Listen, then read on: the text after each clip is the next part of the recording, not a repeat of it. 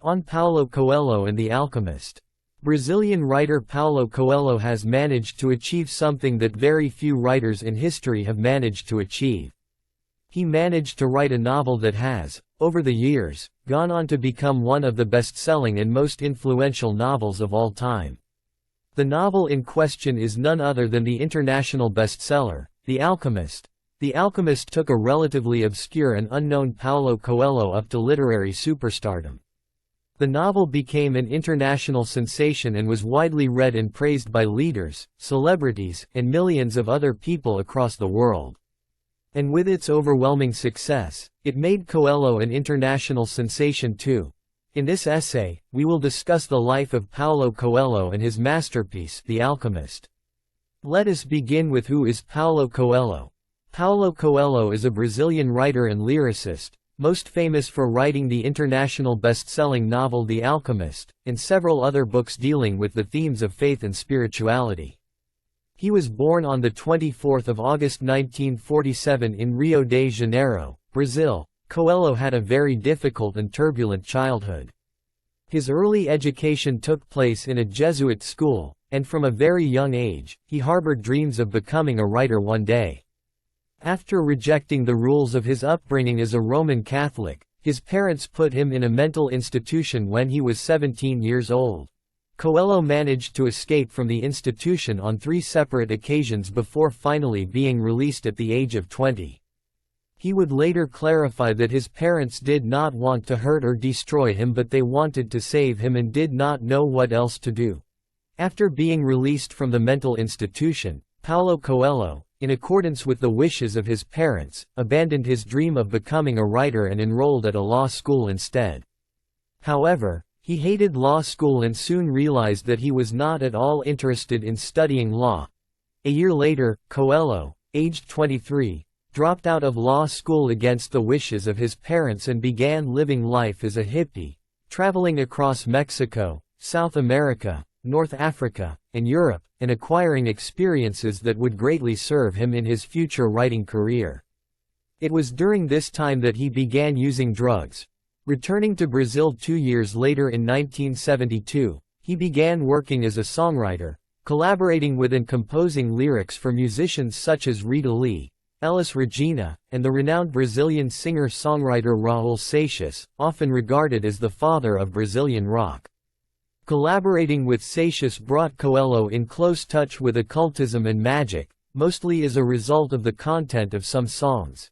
In 1974, Paulo Coelho, aged 27, was arrested and even jailed briefly and tortured by the ruling military government for allegedly engaging in subversive actions against the government.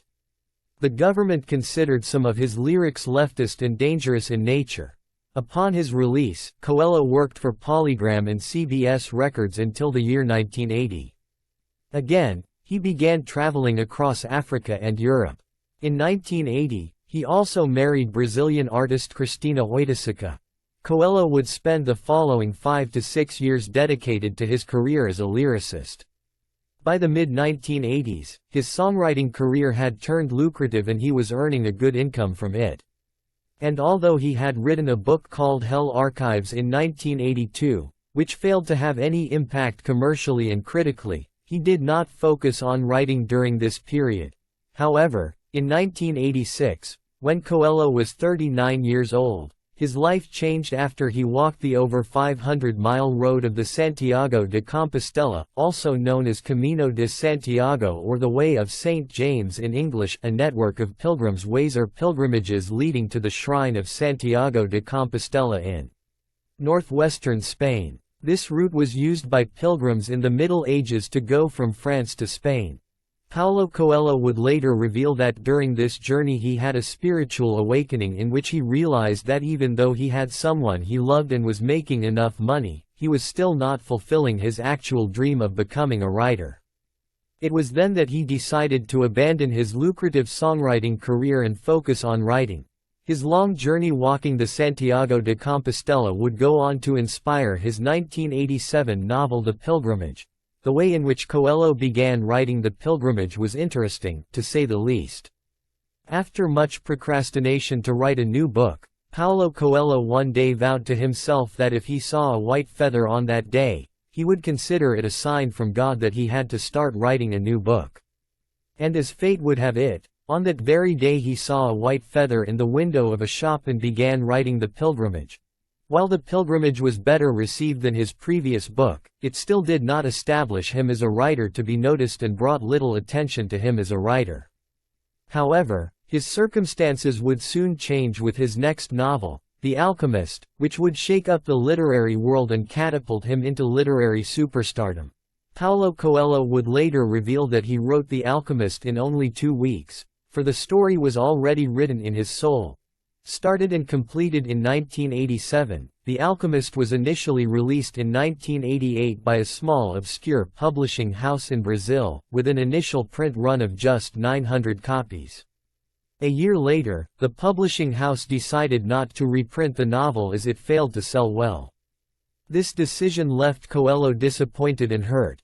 In order to take his mind off of this setback, Coelho and his wife spent 40 days in the Mojave Desert in the southwestern United States. Upon returning to Brazil, he resolved not to give up on his novel and decided to try and find another publisher for it, for he was convinced that it was a great book with a great story that would resonate with people.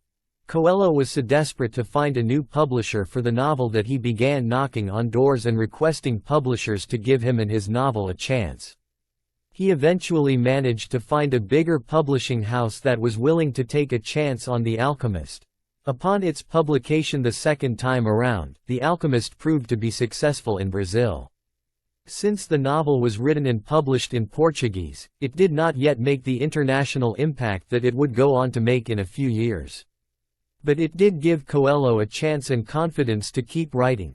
After his novel Brida was published in 1990, the sales of The Alchemist increased.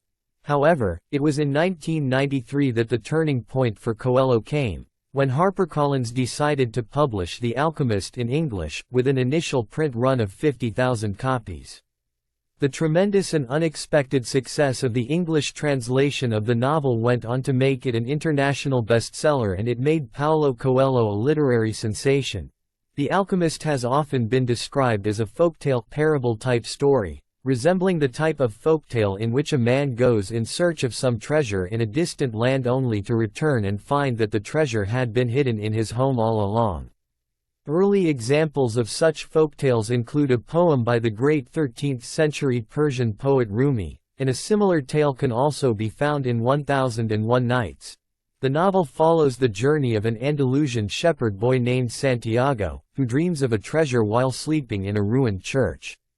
After consulting a gypsy fortune teller regarding his dream, the gypsy woman interprets it as a prophecy, explaining to him that he will find a treasure near the pyramids of Egypt. Santiago, tempted by this prophecy, sets out on a journey in search of this hidden wealth somewhere near the pyramids of Egypt. Along the way, he meets an old king named Melchizedek, who was the king of Salem and priest of El Elyon, who convinces Santiago to sell all his sheep and travel to Egypt in order to achieve and fulfill his personal legend. Santiago follows Melchizedek's advice and makes his way to Africa. Upon his arrival there, a man promises to take him to the pyramids but robs him of all his money instead. Left with no money to continue with his journey, Santiago begins working for a crystal merchant, polishing his crystals to earn enough money to continue on his journey to the pyramids. A year later, after having collected enough money, Santiago once again sets out for the pyramids. He meets an Englishman on the way who is looking for an alchemist, and the two start traveling together.